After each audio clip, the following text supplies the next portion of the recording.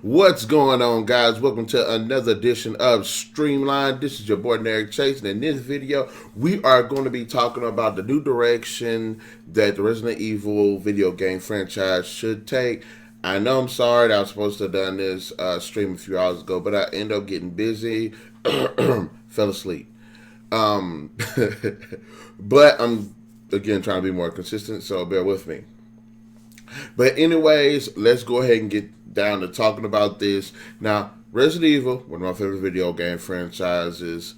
And for a long time, it has seemed like the franchise has been going downhill with some of the directional choices that Capcom has been making for the series. Now, I haven't really played any of the first three games like that.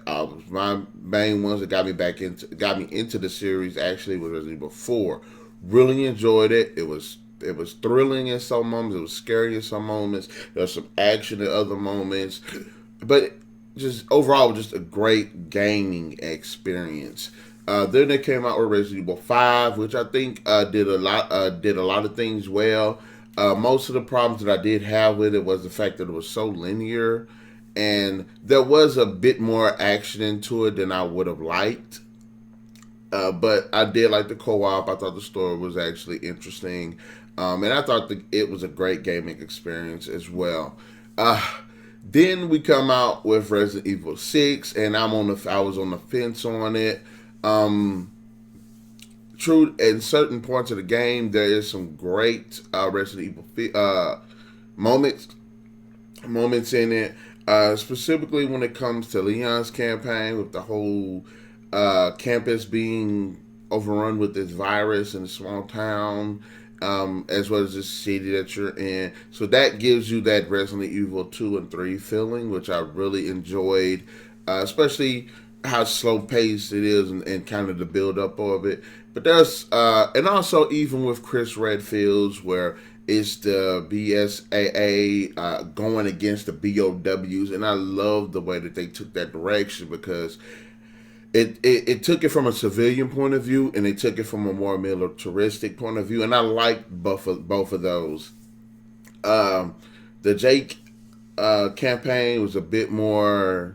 It was way too much action than I would have liked in a Resident Evil game. True, the Ustanok would have been a great cat and mouse game for stealth and sneaking around and trying to get away from this creature. But the way that the game utilized all that action and stuff was terrible. Didn't like it. Also with Ada's, too much action. Yes, it would have been cool to see, just for her to be sneaking through the background and assisting the characters here and there.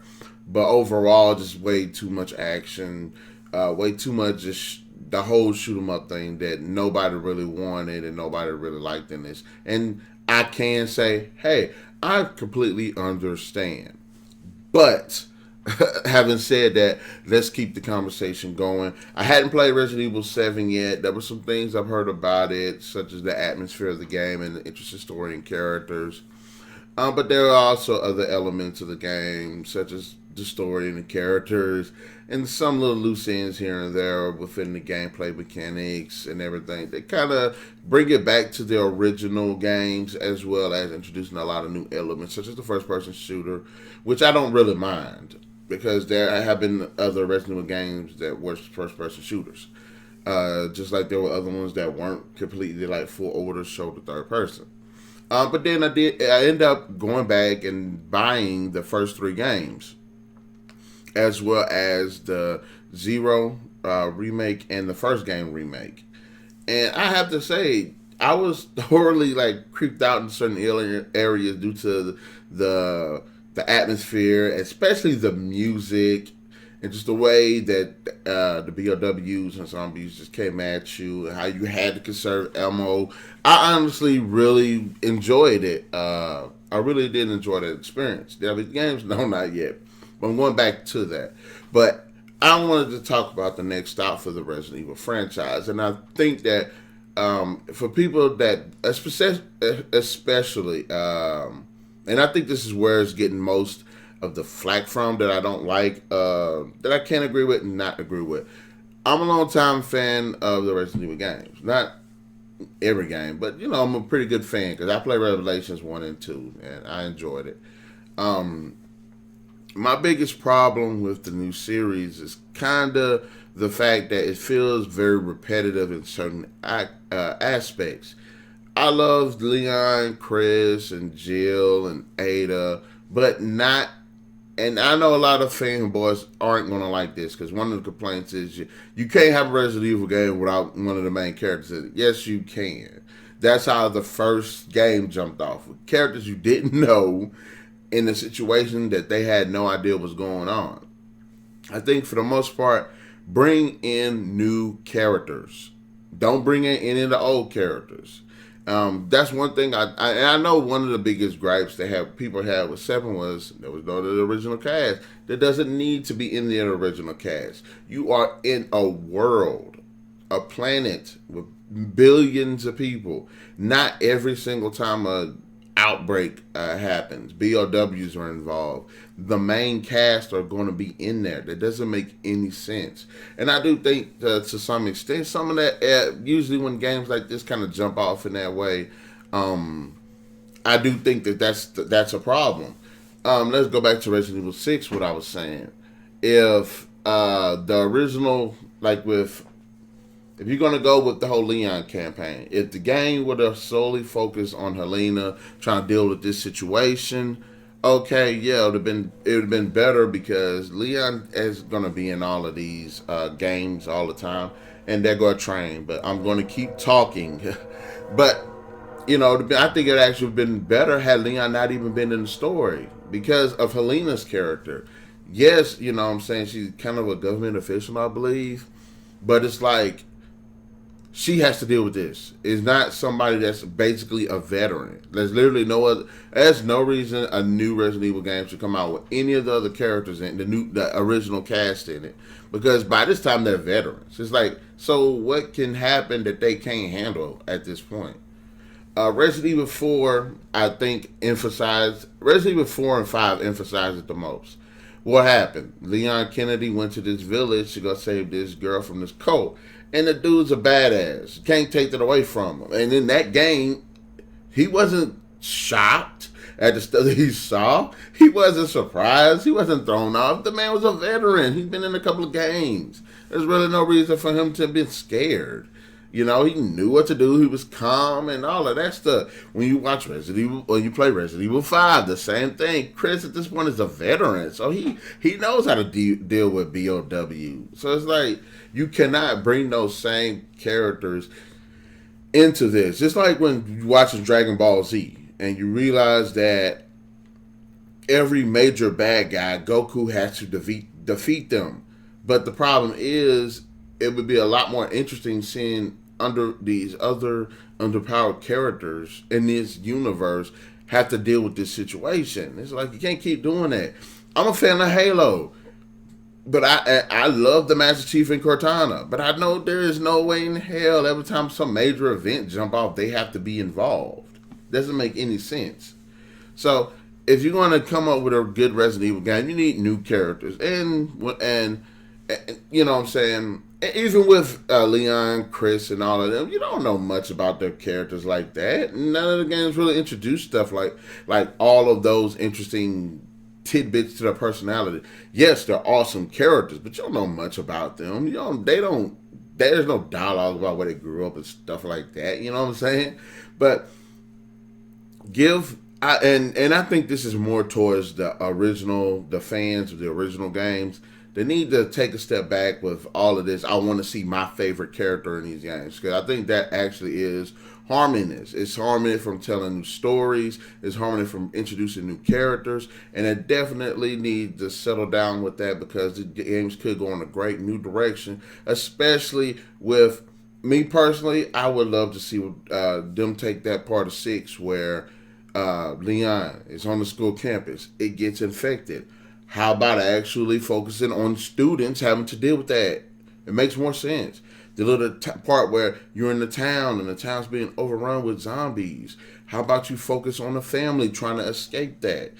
That'd be a great story. You know what I mean? So that's the point. you're taking away potential and settling for what you know people want. And this is one of those moments. I'm like, don't listen to the fans. The fans know what the hell they want. If you introduce the same thing, they're going to complain. If you introduce something new, they're going to complain. So if you're going to introduce, they're going to complain. Go ahead and try to evolve the series. And I'm kind of like this too. I'm also on this too with the BOW creatures. One thing I did like about 6, they had some really awesome creatures in it. The Huevo I thought were pretty cool. I mean, who in the hell thinks of a creature or bad guys with an infection that no matter what kind of way you attack them, they evolve into, they adapt to that during the evolution and the attack. Shoot them in the arm. Their arm can take four or five different forms, depending on, the situation. The stretchy arm one, the little one where they whack you, the shield.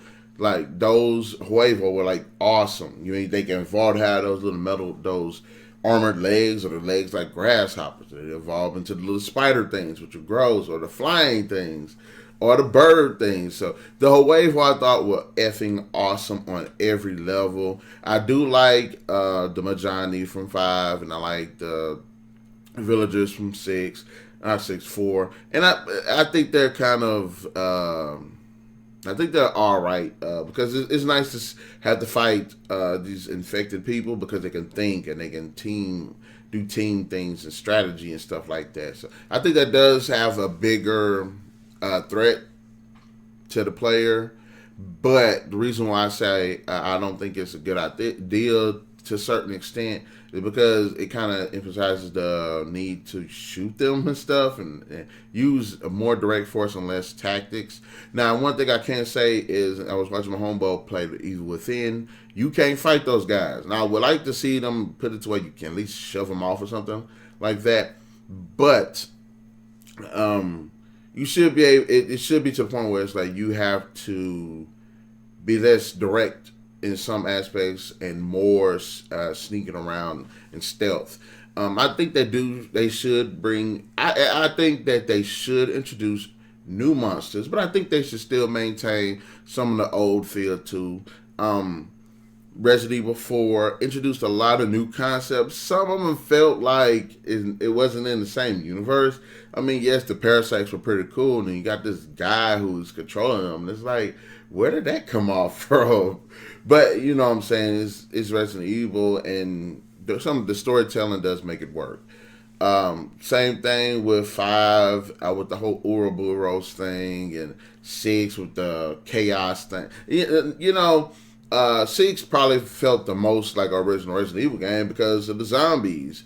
But they also brought in new elements. The Huevo, those big weird things that look like hulking mutants that beat their chests and stuff. The crystal thing people got turned into, but most specifically the zombies. And the way that they utilized the zombies in that game was actually probably the best that I've seen in the series. The only problem was you could shoot them; it was just a shoot fest. But yeah, I think they should bring back some new ones, put in some old ones. The hunters I hadn't seen in a while, outside of Operation Raccoon City.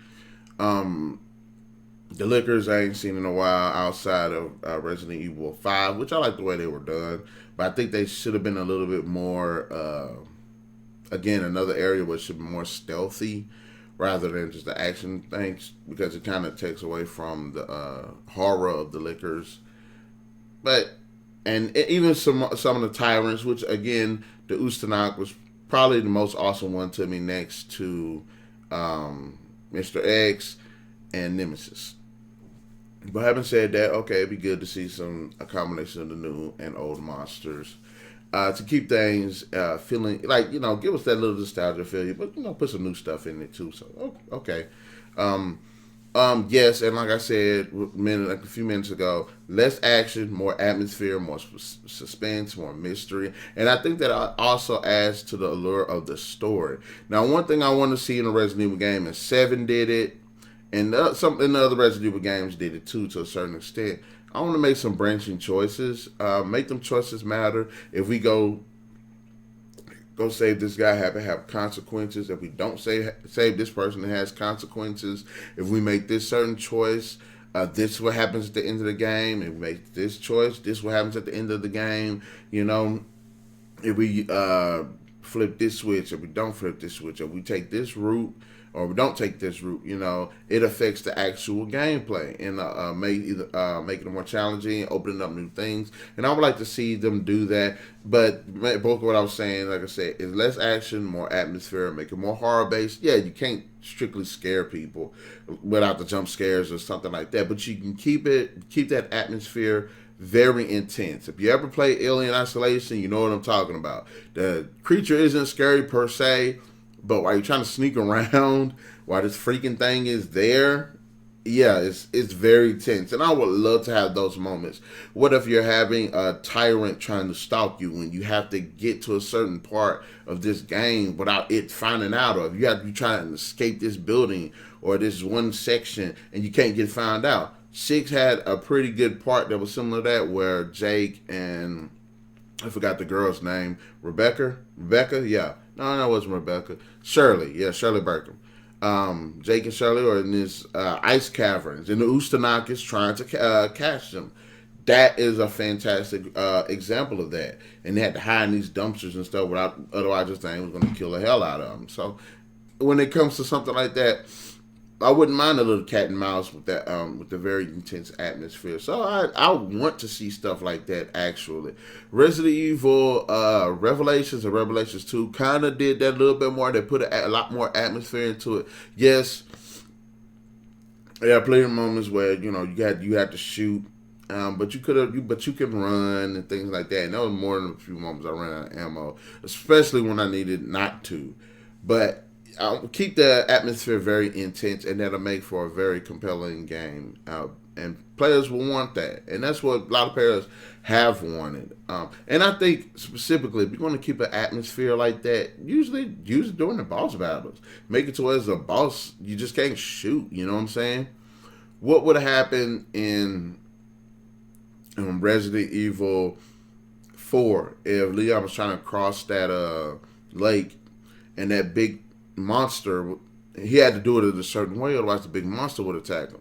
Maybe if he rode too fast, it would get his attention. Maybe if he didn't sneak right, it would get his attention. You know what I'm saying?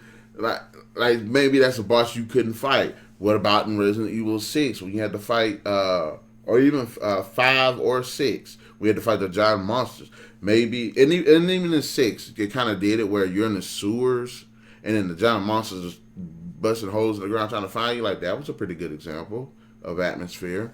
But you see what I'm saying? It'd be nice to have a bit more of the atmosphere. In fact, Revelations 2, one of my favorite parts, where it's kind of scary, is when you're in the forest with the little girl, burying the little girl, and it's dark, and these things are out there, like, they're like, ew. I forgot what they're called. They're kind of like Ouroboros, but they're like a bunch of dead bodies put together.